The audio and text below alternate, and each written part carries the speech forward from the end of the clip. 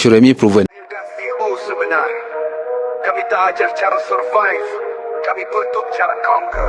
Dari bawah gua panjat, bawa prinsip dan niat, tak tunggu pula. Assalamualaikum warahmatullahi wabarakatuh. Saya Dr. Muhammad Firdaus bin Musa. Sekarang ni bertugas sebagai CEO Poliklinik Amal Medik lah. Saya Nur Huda dari syarikat Enda Group Sdn Bhd. Nama brand Siti Khadijah. Saya Zahia. Saya jumpa Coach Syuremi pun saya nak tahu juga apa yang Coach Syuremi ajar. Antara benda yang saya nampak paling strike in term of cost management tu lah. Mana nak define costing tu. That's the most important. As a doctor, kita tak nampak benda ni significant, tapi rupanya kita nak buat the real business. Benda tu antara perkara yang paling penting untuk kita tengok.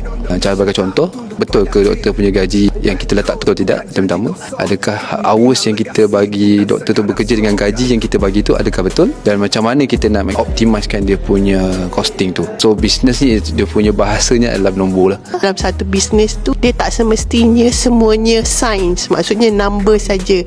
Dia ada art. So kita orang belajar pasal art lah, sebab kita orang berdua ni memang orang sains. So memang semua number saja. To be honest, my background study and previous career pun memang again dalam bidang finance, numbers. So memang kita ni boleh kata ikut buku lah. So now we are given the opportunity to know the arts of the business. Kita dulu orang yang question kepada management, kenapa buat macam ni, and now we are the one who understand why we do that. Paling different atau beza pada Coach Syuremi adalah practicality lah. What's the most matters numbers you need to see as a business owner. That's the most important lah. Macam cakap dia lah, kalau buat business ni ingat sales kan, tapi bila at certain level, walaupun saya dah reach millions jugalah in term of revenue, saya kena tengok benda lain lah. Kami bukan